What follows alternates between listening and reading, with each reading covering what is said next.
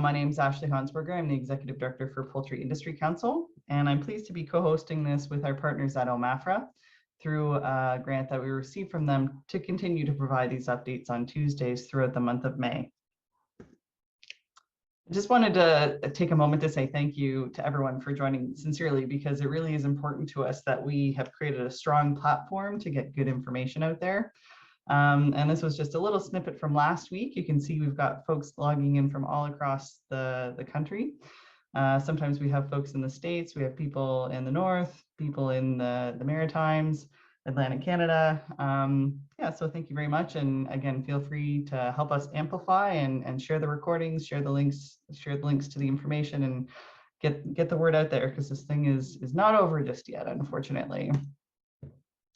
So as usual, I'm just going to point out, we do have a pretty robust web page set up where all the links and things like that are going to be hosted on our biosecurity and disease page. And this is on the Poultry Industry Council website. So once again, joining us tonight, we've got Binu George from the CFIA. She's going to give us a brief update. Dr. Luci is also going to give us a brief update with some fresh information. Al Dam's gonna also provide some new insights and an interesting video kind of showing the iteration of high path in a small flock. And we've got Dr. Brian Stevens, who's going to join us and give a bit of a wild flock update. And we also have on the line Dr. Emily Martin, in case there's anything within her realm of knowledge that we can tap into as well. So just to kick it off, I'll invite Binu to join me on screen here. As per usual, if you have any questions, feel free to type them into the Q&A at the bottom. And at the end of our short presentations, we will be addressing all the questions. So thank you, Binu. Take it away. Thank you, Ashley. Good evening, everybody, and thanks for having me here. It's been a slower week than last one. Since last Tuesday, there has not been any additional IPs added to the existing list. And the good news is we have revoked the primary control zone for IP 18. Response actions are continuing at different levels at all of the IPs. Maps are updated when a new IP is added, new primary control zone is developed, a primary control zone is revoked, and when infected zone information is lifted. So continue to watch that map. The primary control zone outline has an approximate 10-kilometer buffer, and at the center of that 10-kilometer buffer zone, there's a minimum 3-kilometer infected zone in place. The two zones have different restrictions and requirements. The entire primary control zone accounts for the movement of poultry in and out and through the area. As long as the internal area is called the infected zone, it is prohibited for the placement of poultry. However, recently a number of infected zones within the primary control zone is no longer marked. So the significance of this is that in each of these infected premises, or IPs as they are called, disposal has been completed, either as the one and done for very small premises or by capping of the compost piles with required dead bird surveillance and release testing for commercial flocks. With the infected zone gone, everyone in that zone, apart from the infected premises itself, will only need to meet the restricted zone conditions for any movements. I'd refer you to the movement control for the specifics of what can and cannot happen from there, but it is a positive milestone. Our next key milestone for these sites will be the approval of cleaning and disinfection on the sites, which will let us firm up our timelines and plan around when the remaining restrictions can be lifted and the primary control zones rescinded. Any consideration of placement of commercial birds within the infected zone would be done through a movement and permitting group, which is in a position to better direct you on the conditions that would be needed to be met to place within the infected zones once approved. However, please note that the category of smallholding poultry, which would be referred to as under 300 birds for non-commercial purpose, is still prohibited at this time for placement within an approved infected zone. We will continue to keep you updated on this topic of consideration of placement as conversations continue to happen both at a national and regional level. If you have any specific questions, please reach out to the movement control group. The map is a very helpful tool. It's designed to have an address feature, and this was mentioned before as well, where you can enter your address and it will drop an X into the map, which should help you determine if you are in the broad primary control zone or the infected zone. You can also check the map to see if the infected zone and the primary control zones have been rescinded. The CFIA website is being continually updated to provide up-to-date information on different zones and its present restrictions. As mentioned last week, permits and conditions page is more interactive, where you can use the drop-down boxes to filter what you're looking to move and how. The phone number and email address to reach the permitting group is also on the page to help better set up movements and answer all your permitting questions. Avian influenza is spreading across the globe at this point, so anyone with farm animals must practice good biosecurity habits to protect poultry and prevent the disease. To date, approximately 1,822,500 birds have been impacted in Canada and several other millions across the globe. If you are interested, there are some really good resources on the CFIA website that are designed specifically for owners of backyard flocks and pet birds, such as the 5 rules to prevent and detect disease in backyard flocks and pet birds, how to protect your flock from bird flu, a general producer guide, on-farm biosecurity standards, and national avian on-farm biosecurity standards. So some detailed information on biosecurity there for you to read. As always, we are responding to sick bird calls and high mortality calls, and our sampling teams are following up on these as they come in.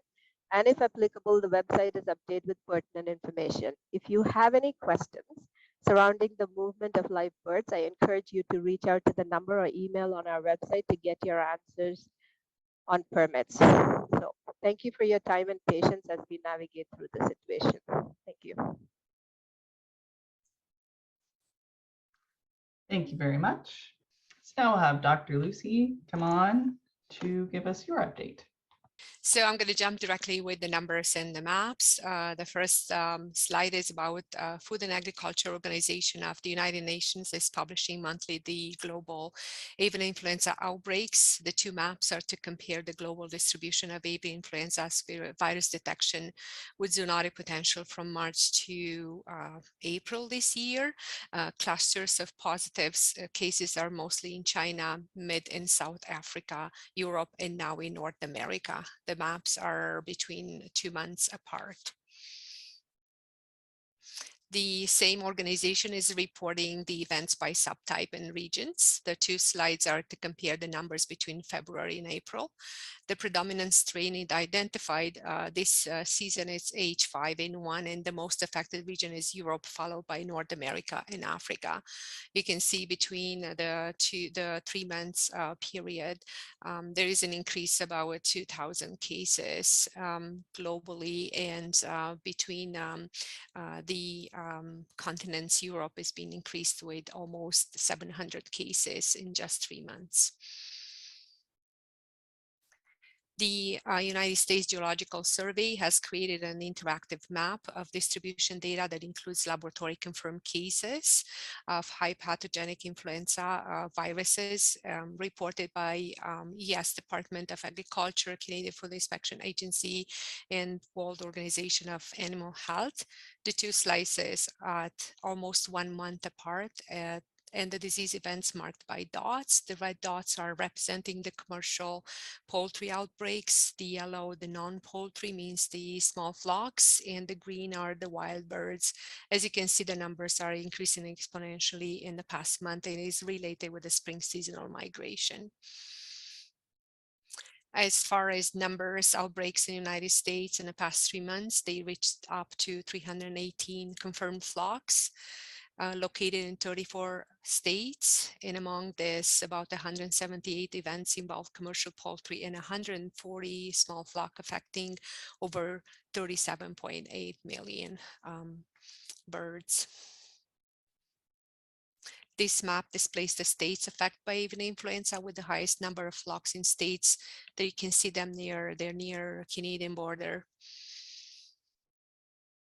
As far as Canadian status, as Binu stated, we have a total of 76 outbreaks in 9 provinces, with Alberta the most affected so far. As far as Ontario, we're still stable, same numbers as last week. 25 infected premises, 7 small flocks, and 18 commercial. Among the commercial ones, 10 are the top rank with 10, the ducks are with 10 outbreaks. And with the small flock species affected will be ducks, layers, chickens, guinea fowls, and geese. So far, the Ontario Ministry's order is still in action. It is being extended until May the 20th. If you do suspect that there is some illegal activities where you feel like your neighbor is not doing what it's supposed to do, here are some numbers, phone numbers you can call, direct lines directly to Regulatory Compliance Unit or email to them, or you can report the survey link on the OMAFRA web page. Charlotte is going to put everything, all the information on the on our presentation today. That's all I have. All right, thank you, Lucy. Thank you. Okay, we're gonna have Dr. Brian Stevens give us a little bit of a wild bird update. Thanks, Ashley. So what we've been seeing over the past little while is we're still getting a number of wild birds that are testing positive. For the most part, we're seeing it in the raptors and scavenger species at the moment. That could still change over the next few weeks. We haven't seen it move into any other groups, so it still is confined to waterfowl, water birds, raptors, and the scavengers, with the turkey vultures still coming up as quite commonly, and we're seeing it often in red-tailed hawks as well as great horned owls, and then crows and ravens are starting to pop up a little bit more now. One thing we've been monitoring with this virus is whether it could affect other age groups. So with the spring season, we're starting to see goslings and ducklings out there. So we have started to test some of those. We have not had a positive on any of them yet, but we've only had a handful of those. And the only other update that I have is that we're continuing to monitor for the spread of this virus into Northern Ontario. We're getting reports of wild birds dying and with neurological signs in Northern Ontario. So we're trying to get as many birds as we can from that region because we've only seen it as far north as Sudbury, but we suspect that it's moved further north as these birds have migrated further and further towards the Arctic. And that is all I have for tonight. Great, thank you. Now we're going to have our provincial poultry specialist, Al Dam, come on. Thanks, Ashley. So yeah, I'm going to pull up the map here that Luci had on there. And as you can see, the dots are getting much thicker and much more relevant. But one of the things I wanted to point out is we have a new color on the map, the blue diamond, which is wild mammals. So some of the issues that we saw here, I remember a couple weeks ago we talked about foxes testing positive. There's other mammals in Michigan and throughout the states that have tested positive, as well as some potential other suspect cases. So we're seeing a shift in this disease into other mammalian species, which is a concern, of course. One thing I did want to mention while we're still talking about maps is what Binu had spoken about with the CFIA map. So you can see on here for Ontario, we've got some zones now, but there's a couple of different things with the map compared to what they were in the last few weeks. So you can see with some of our zones, there is no infected zone anymore with them. So that means that we are getting to the point where the sites are getting to the point where they're not considered infectious, which is great. And then we have one revoked zone, which is the one out by Peterborough. But there is still a lot of active zones that are ongoing, and hopefully with your help, have any more IPs on that. Once again, some of the information that's readily available from CFIA is what Binu talked about here with protecting your flock from bird flu. The one infographic is still a very valuable tool. I'm hearing that folks are seeing these in some of the feed mills and feed dealers, which is great. But one thing I did want to show folks and actually mention a little bit about this is a TikTok video got sent to me in the last week, which I think is actually quite useful for this group. So I'm gonna play the video. and then describe a little bit of what we're seeing. So this is someone with a small flock whose flock has high PathAI. So it often starts off with some neurological issues where the birds are lethargic, they have head tremors, imbalance, and you can see with the sulky there, like they're just having trouble staying up. And you have this rooster here. You can see that there's both lethargy, imbalance, but his comb and his wattles are a dark color. That's typical high path avian influenza.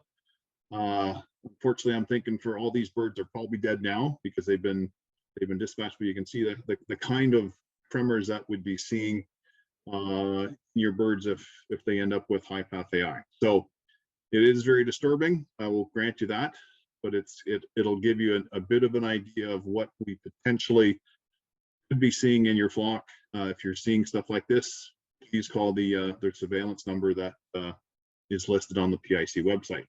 With that, I did want to mention that, you know, the warmer weather is here. I'm really hoping, as I think all of us are, that we're getting to the point where we're not going to see the amount of virus anymore that we have in the past. We're hoping the environmental load is going down. Is it gone? Absolutely not. The disease is still here, and we want you to be safe and be vigilant and be aware.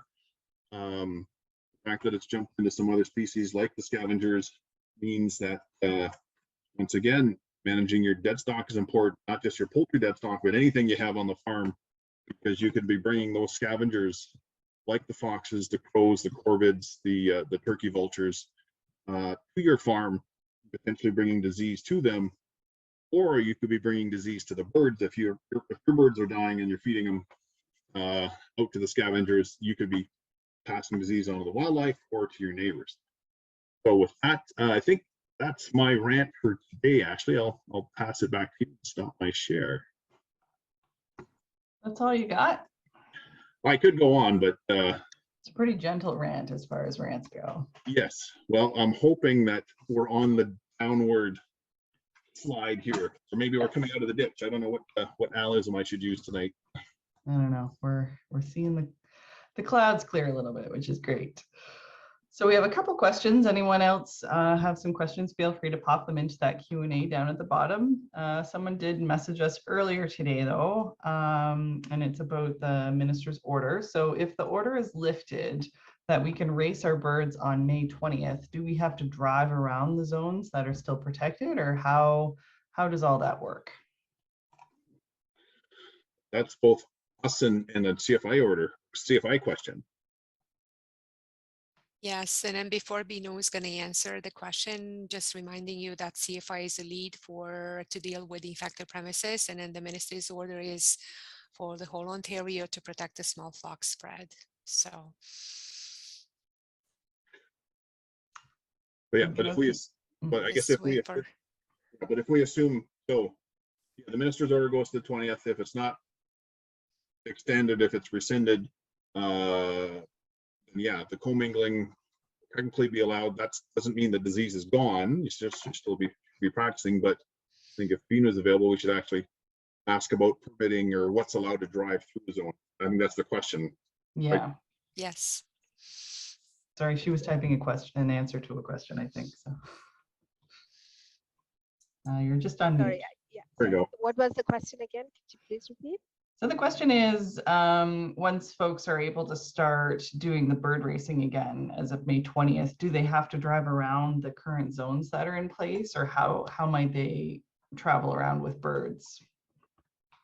Well, that is actually a question specific to the permitting group. You will have to, there's many different criterias, right? It's not as if it's like a one size fits all sort of thing going. So it depends. Again, there's a number of criteria that have to be met. So that is really a question you should pose to the permitting group.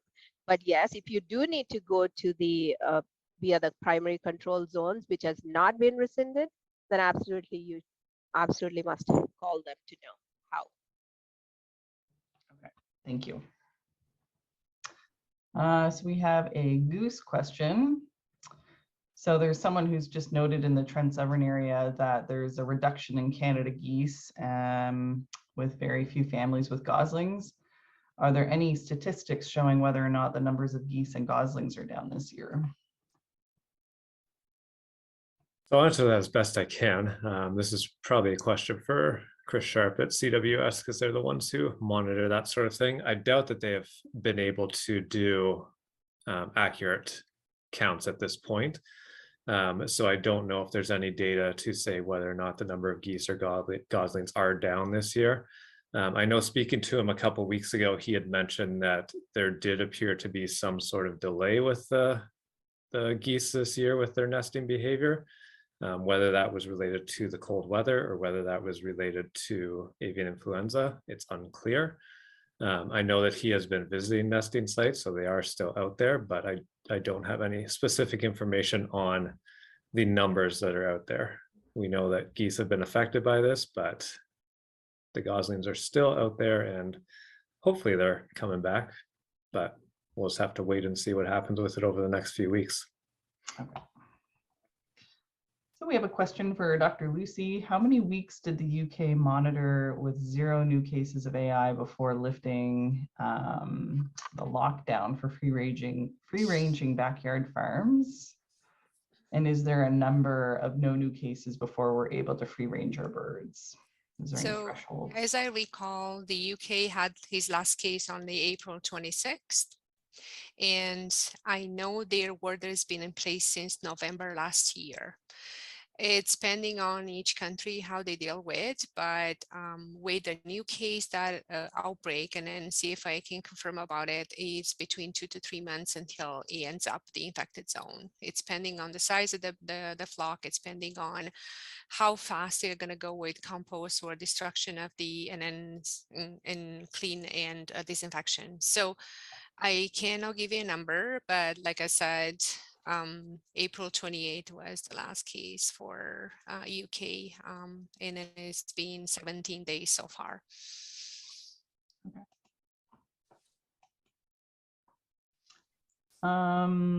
So I see Binu is typing an answer to a question relevant to her. So there's a question around, are there any cases in the Leeds and Grenville area? So Al, you had that map up.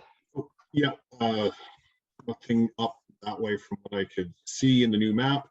Here, let me just do a quick share screen again, and then I can pull the map up. There we are. Perfect. So Leeds Grenville is up here. We still have the cases out by Cornwall, and they are still in the process of being contaminated, but nothing else. We're going all the way to down to Peterborough area and in Prince Edward County before we see one. So we have a stretch here. That does not mean that AI is not around, because I'm assuming, and I'm going to flip this over to Brian. We're still getting you're still getting samples from all over the place, and that, maybe that's where we can't remember if the dashboard has our positives on that. Just pull that up and see. Yeah, and off the top of my head, I don't know if there's any specifically in the Leeds Grenville area, but we've definitely seen cases out that way between Kingston and Cornwall. So I mean, we know that it's out there. I don't think the birds have skipped that area. Okay. No. Well, and it's also a function of reporting and getting the birds to Guelph too, right? Yeah. So if we may have a pile, but if we can't get them to Brian, we can't really test them. But Brian, can you explain what I'm looking at here with this map? Oh man. So I believe I'm trying to remember what all the symbols that they have there indicate. I think the red are confirmed H5N1 wild birds, and I believe the orange are H5 positive birds. I don't know what the stars are though. So if you're looking in there, you've got a number of H5 positives throughout the Southern Ontario region, and that's not up to date. I think that's still at least a few weeks out of date. So yeah, I mean, we've basically detected it all across Southern Ontario. And while we're on this train of thought, is there any change in the songbird situation? Not as of yet. We're still testing every songbird that comes through. We've yet to have a positive case in a songbird here in Ontario, and we're just going to keep monitoring it. Okay, and further to that, any change in the wild turkey population? Have you seen a high number or anything? Someone's just noting a neighbor has a distinct lack of turkeys to feed right now. So I want to say I've had 3 or 4 turkeys over the past 2 weeks, which is more than I usually get. I usually get 3 or 4 in a year. And we haven't detected AIV in any of these turkeys at this point. We are definitely going to be testing that group because we assume that they are susceptible, similar to domestic turkeys, but we haven't detected it yet. And I think part of it is the function of the turkey dies in the bush. Yeah, it doesn't stick around very long. I think that's one of the biggest challenges that CWHC has, is if someone reports something, if it doesn't get picked up right away, it's usually gone. And yes, and goslings are just a little snack or something.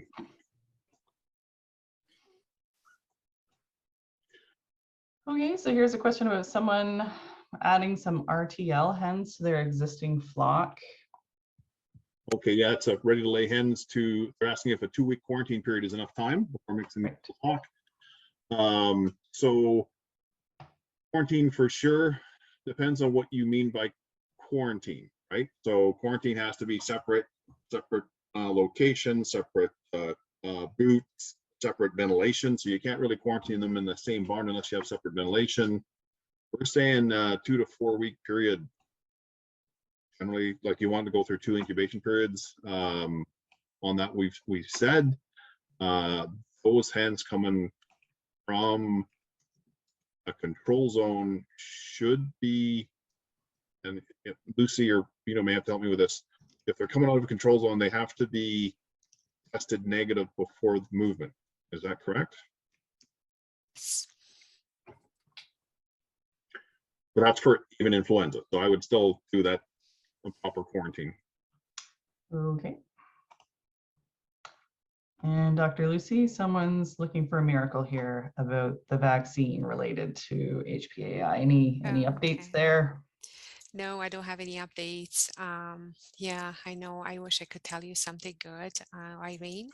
The problem is with this virus, this variant is being mutated, so we don't have the past vaccine is not going to give protection to your birds. Everybody's working on it. I know it's France working and Holland is working, and there are a couple of laboratory in states that they're doing, but they are on experimental phase. So probably by fall we may have it. I don't know. I can't tell you. Yeah, I think I read in our media clippings today that France was starting some trials. But the trials were on ducks, Yeah. not on, yes. So they have the foie gras, so that's, I have to save the ducks. National treasure. Mm-hmm. Okay, we'll give it another minute here for any other questions.